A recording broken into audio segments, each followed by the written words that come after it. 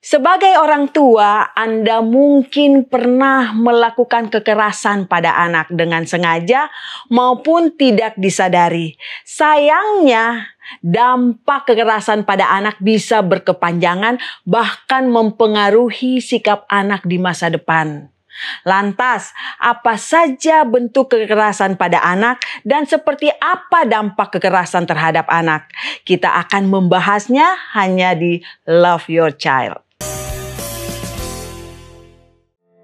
Tahukah Anda, hampir separuh anak-anak di Indonesia pernah mengalami kekerasan, baik secara fisik, emosional, maupun seksual.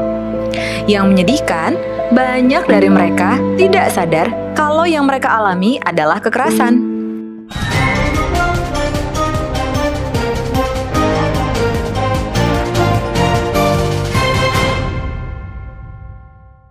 Kekerasan pada anak tidak selalu terlihat jelas. Kadang datang dalam bentuk bentakan, hinaan, bahkan sikap cuek yang dianggap biasa. Mari kita pahami bersama apa saja jenis-jenis kekerasan pada anak yang perlu kita kenali dan cegah sejak dini. Yang pertama, kekerasan fisik. Ini bentuk yang paling mudah dikenali, seperti memukul, menampar, mencubit, menendang, atau mendorong anak. Luka fisik mungkin sembuh, tapi rasa takut dan trauma bisa menetap jauh lebih lama. Yang kedua, kekerasan emosional. Kekerasan jenis ini sering dianggap sepele. Padahal, kata-kata menyakitkan, hinaan, bentakan, ancaman, atau perlakuan membanding-bandingkan bisa merusak kepercayaan diri anak. Anak tumbuh dengan luka yang tak terlihat, tapi terasa hingga dewasa. Yang ketiga, kekerasan seksual. Ini termasuk tindakan yang tidak pantas secara seksual, menyentuh, meraba, mengekspos anak pada konten atau perilaku seksual. Anak sering tak tahu harus berkata apa, bahkan merasa bersalah atas hal yang bukan kesalahannya. Yang keempat, pengabaian atau penelantaran. Tidak menyediakan makanan, pakaian, perhatian, atau kasih sayang juga bentuk kekerasan. Anak yang diabaikan tumbuh dengan rasa tidak berharga dan kehilangan arah. Kekerasan bukan hanya soal fisik, tapi tentang bagaimana kita memperlakukan anak dengan penuh empati atau justru menyakitinya dalam diam. Mari jadi pelindung, bukan pelaku. Karena setiap anak berhak tumbuh di lingkungan yang aman, hangat, dan penuh cinta.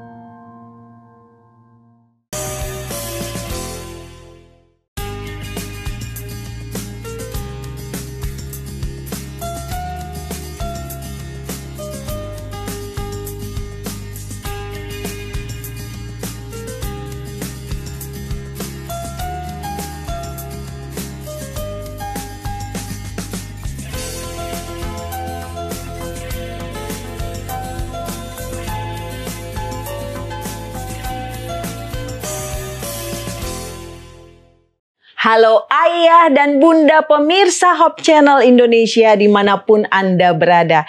Kembali lagi dalam program Love Your Child, satu program yang mengajak kita untuk mendidik, mengasihi anak, menjadikan generasi yang lebih baik. Selepas masa balita dan sebelum memasuki perkembangan remaja, perkembangan anak itu dari usia 6 sampai 9 tahun juga perlu diperhatikan. Dan hal ini meliputi perkembangan kognitif mereka, perkembangan kognitif anak. Dan perkembangan itu seperti perkembangan sosial, perkembangan fisik anak, sehingga perkembangan emosi anak. Dan salah satu yang menjadi perhatian pada perkembangan emosi anak yakni mengenai kekerasan. Dan di episode kali ini kita akan membahas kekerasan pada anak. Dan jika Anda memiliki pertanyaan terkait topik yang akan kita bahas atau ingin membahas topik lain di episode berikutnya, bisa menghubungi Hopline Care di 0131 776-2777 atau tulis di kolom komentar.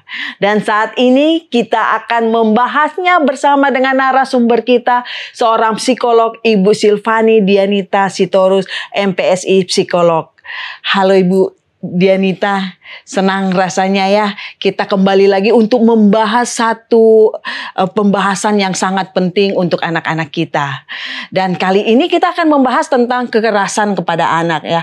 Dan sebagai orang tua ataupun orang awam kadang kita kurang mengerti antara kekerasan, apa sih maksudnya kekerasan itu, dan apa yang bisa membedakan antara kekerasan dan juga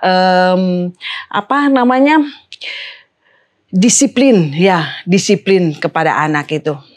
Ya, oke. Terima kasih. Halo, Mirsa Hub Channel.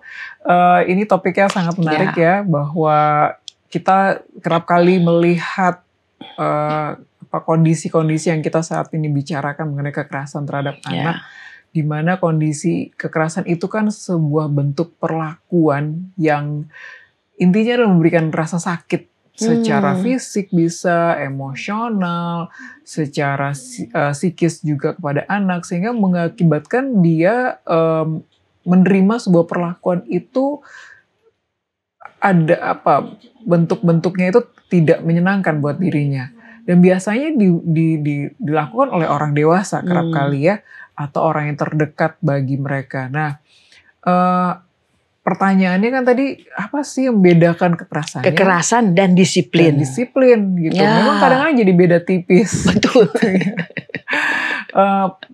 Mungkin tujuannya adalah ingin memberikan didikan kepada anak. Cuman yang membedakan adalah cara memperlakukannya.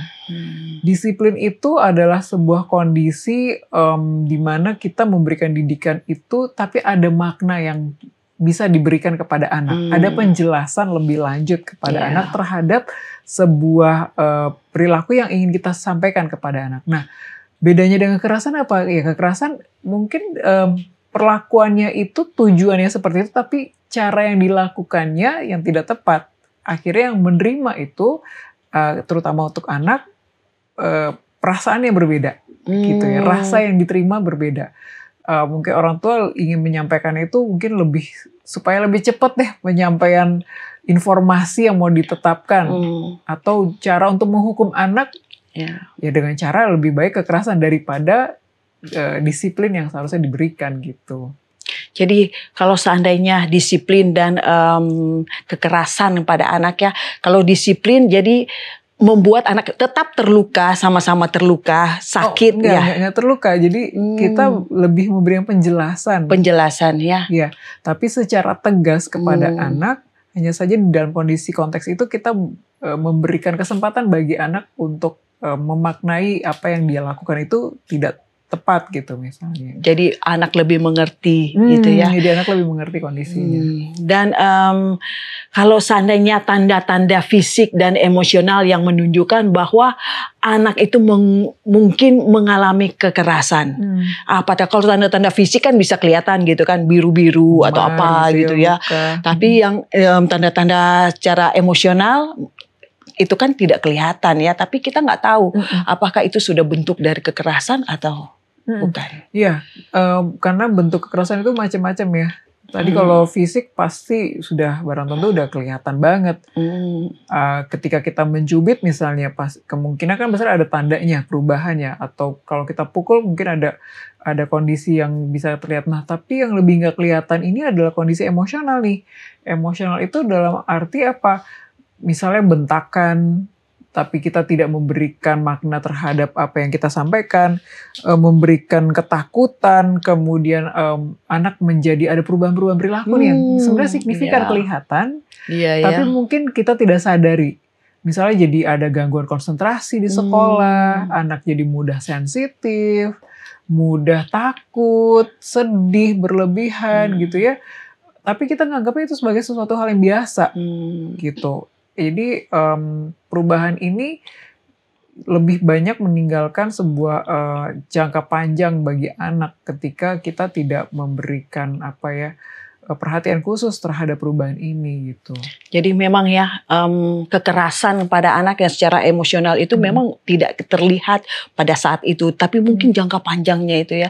Kira-kira seperti apa yang kelihatan jangka panjang jika anak itu sudah mengalami kekerasan secara emosional? Iya, Kalau dalam kondisi jangka panjangnya, ketika kita lihat perkembangan anak dari usia anak-anak menjelang remaja, itu kan mungkin saja ada meninggalkan bekas-bekas trauma yang tidak bisa terkelola dengan baik, atau dia nggak tahu ini bahwa itu adalah kondisi yang sebenarnya bisa diselesaikan pada saat dia mungkin masih kecil gitu. Nah, potensi ini mengakibatkan anak menjadi membentuk pribadi yang berbeda gitu. Mungkin bisa jadi dia mudah menutup diri dari lingkungannya, menarik diri dari lingkungan misalnya, atau dia jadi pemalu gitu ya, tidak bisa menghargai kapasitasnya gitu. Jadi perubahan-perubahan itu bisa signifikan, walaupun memang pembentukan karakter pribadi anak sangat kompleks ya, multifaktor, termasuk kehidupan orang dewasa juga demikian gitu.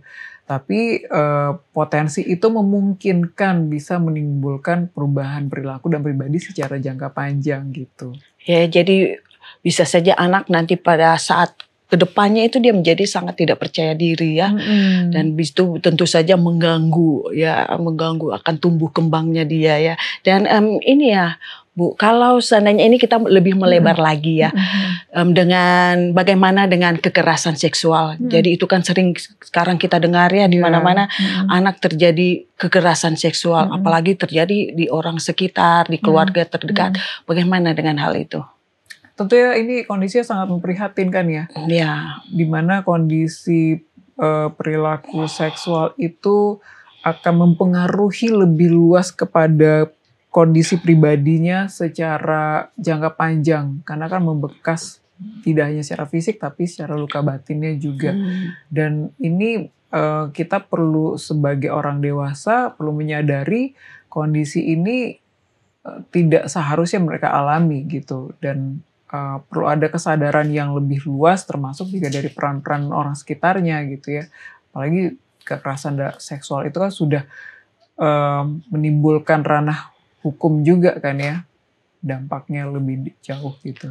Pembicaraan kita sudah semakin menghangat dan jadi kita lebih mengerti apa yang tindakan-tindakan yang harus kita lakukan, tapi akan kita lanjutkan setelah yang satu ini. Pemirsa, jangan kemana-mana, tetap bersama kami di Love Your Child.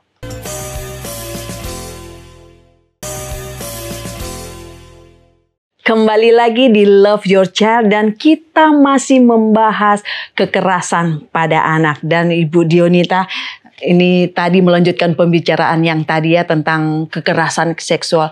Jadi bagaimana seharusnya kita sebagai orang tua untuk mengatakan kepada anak bahwa ini sudah termasuk kekerasan seksual, agar supaya anak mengerti dampak-dampak apa yang dia alami dan ini yang tidak boleh dia alami. Ya, yang pertama lebih kepada perubahan cara berpikir dari orang tua itu juga harus terbuka ya terhadap kata-kata seksual gitu. Karena biasanya kan mungkin secara kultur kata-kata itu terlihatnya gak enak gitu, tabu gitu ya. Nah kalau kita sudah mulai terbuka, artinya kita mulai bisa mengajak diskusi kepada anak terhadap kondisi ini. Mulai dari mana? Mulai dari pengenalan terhadap anatomi tubuhnya. Ya, jadi kasih aja penjelasan yang tepat gitu. Mungkin terkadang yang sering kali terjadi adalah memberikan istilah-istilah tertentu kepada anatomi tubuh untuk menyamarkan istilah yang sebenarnya gitu. Padahal kita boleh kok misalnya menginformasikan fungsinya tubuh kamu yang bagian ini adalah ini loh, gitu ya. Nah kalau bagian yang kamu, kalau perempuan, laki-laki ini kamu jangan boleh nih dipegang area ini, atau siapapun juga, entah orang terdekat pun kita harus kasih tahu juga gitu. Batasan ini harus diberikan penjelasan dari anak kecil, dari sejak dia kecil. Usia 4 tahun itu mulai juga nih disampaikan seperti itu supaya dia menyadari batasan ini, area ini kata mama, kata papa nggak boleh gitu, nggak boleh dipegang. Fungsinya adalah ini, akibatnya apa. Nah, tapi cara penyampaiannya harus disesuaikan dengan tahap perkembangan anak ya. Kemudian juga membangun komunikasi terbuka lah. Jadi kita memberikan ruang terbuka, kalau misalnya ada diskusi tersebut boleh gitu.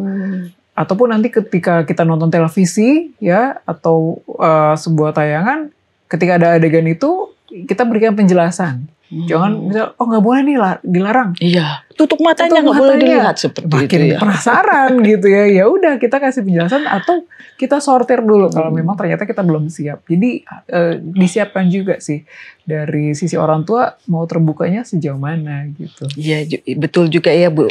Dan agar supaya kita bisa mengedukasi anak agar supaya mereka berani untuk melaporkan. Biasanya kalau anak-anak yang mengalami kekerasan seksual terlebihnya atau kekerasan apa saja, tentunya mereka diancam ini, nggak boleh dikasih tahu ke siapa-siapa. Dan anak itu mempunyai perasaan takut. Dan bagaimana supaya kita mengedukasi anak agar supaya mereka berani untuk melapor. Ya, tadi kan diawali dari kita sudah memberikan keterbukaan informasi itu, termasuk kalau terjadi apa-apa kan ada di luar batasan kemampuan orang tua juga ya, misalnya berada di sekolah ya mudah-mudahan tidak terjadi apa-apa. Tapi kalaupun ya maksudnya untuk mencegahnya itu kita harus kasih tahu kalau terjadi apa-apa, entah bentuk kekerasan apapun juga itu nggak boleh ada di dalam diri kamu. Kamu harus berani melapor minimal kepada guru gitu ya. Atau kepada mama atau papanya. Jadi berikan ruang aman, safety net kepada anak bahwa keluarga itu sudah terbuka terhadap kondisi itu. Kemudian eskalasi berikutnya ya proses dari lingkungan juga harus terbuka juga. Artinya kalau ada masalah-masalah tertentu, lingkungan sekolah mau juga nih ngedengerin nih masalah-masalah yang terjadi pada anak seperti apa gitu. Jadi ruang diskusi itu sudah kita buka juga diskusinya gitu. Dan tentu sebagai anak-anak mereka kan selain perasaan takut, mereka juga ada perasaan malu ya untuk melapor. Bagaimana kita mau tanggapi akan perasaan-perasaan anak ini ya? Mereka malu jadinya nggak mau membicarakan hal itu kepada orang tua ataupun kepada guru karena mereka malu gitu ya Bu. Iya, itu kan sangat wajar ya. Artinya dia punya perasaan tersebut, tapi kita kasih kesempatan bahwa nggak apa-apa kok. Kalau kamu misalnya mau cerita, kami bersedia mendengarkan. Jadi kita memang kasih tahu nih bahwa kita memang mau mendengarkan dia, kita hargai, tidak menyalahkan. Biasanya kan mungkin terkadang kita nggak terima nih, atau kita udah emosi duluan. Gitu, akhirnya anak tidak bisa menceritakan secara lebih keseluruhan terhadap masalahnya. Jadi diawali dengan kita mau terbuka juga gitu. Anak diberikan kesempatan tetap dilatih supaya apapun masalah yang dia hadapi, keluarga menjadi ruang yang terbuka untuk berdiskusi untuk tersebut. Jadi masalah-masalah yang dialami yang lainnya itu bisa kebawa nih bahwa keluarga itu membiasakan ada keterbukaan komunikasi di dalam keluarga, apapun masalahnya, bahwa keluarga menjadi tempat yang bisa aman dia untuk bercerita gitu. Ya, tentunya memang keluarga ya yang harus menjadi tempat yang paling aman untuk anak agar supaya mereka berani untuk menceritakan. Dan misalnya ya Bu, misalnya anak itu mengalami kekerasan di dalam rumah dan orang tua itu menyadari bahwa dia telah salah kepada anak. Apa yang seharusnya dilakukan oleh orang tua di depan anak itu agar supaya anak itu menyadari dan orang tua itu juga mengetahui dan mereka bisa memperbaiki akan tingkat lanjutan hubungannya dengan anak itu. Iya, kalau misalnya orang tua menyadari hal tersebut salah, harus diakui ya. Iya. Terkadang kan ego orang tua udah tahu dia salah tapi udahlah biarin aja, kan saya orang tua gitu. Iya, perlu kita legowo lah untuk mengakui bahwa kondisi yang kita katakan tadi salah loh. Yuk kita sama-sama perbaiki, mama juga mau perbaiki. Kira-kira apa bisa masukan apa dari kamu buat mama atau papa misalnya. Dengan hal tersebut, jadi anak merasa oh orang tuanya bisa loh mengakui bahwa kondisi ini tidak benar.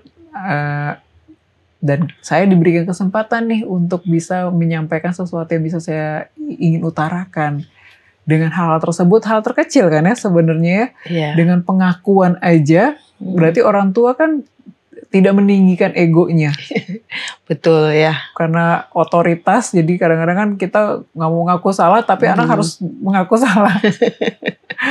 Nah, ya itu mungkin kesenjangan itu sedikit banyaknya udah mulai kita jembatani supaya anak dan orang tua hubungannya nggak kayak apa ya, Tom and Jerry ya. Ya, betul. Jadi orang tua jangan malu untuk mengakui kesalahan di depan anak ya, agar supaya hubungan lebih erat lagi antara orang tua dan anak. Terima kasih Bu Silvani, dan kita akan lanjutkan setelah yang satu ini. Dan pemirsa jangan lupa untuk kembali lagi setelah yang satu ini.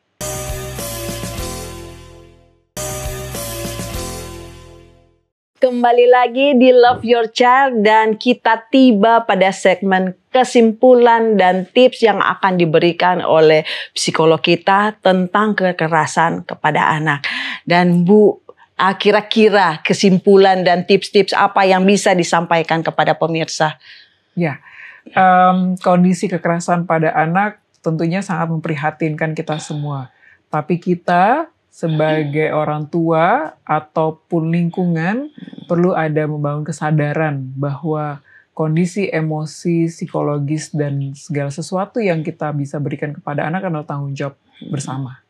Nah, cara pengajaran dan pengasuhan pun perlu mulai bisa kita perbaiki dalam konteks apapun juga. Mulailah dari komunikasi yang baik, keterbukaan terhadap segala sesuatu, anak diberikan ruang untuk berdiskusi dan aman dan nyaman. Ketika semua lingkungan sudah terbangun dengan baik, ya mudah-mudahan ada kerjasama yang baik juga untuk bisa memberikan yang terbaik bagi pengasuhan kepada anak. Kita bertanggung jawab terhadap semua hal, dan kita perlu juga memberikan yang terbaik buat anak-anak dan lingkungan kita supaya mereka bisa tumbuh dan berkembang menjadi generasi yang jauh lebih baik. Gitu. Terima kasih banyak ya Bu Silvani untuk penjelasan yang membuat kita para orang tua untuk lebih mengerti lagi antara kekerasan dan disiplin pada anak.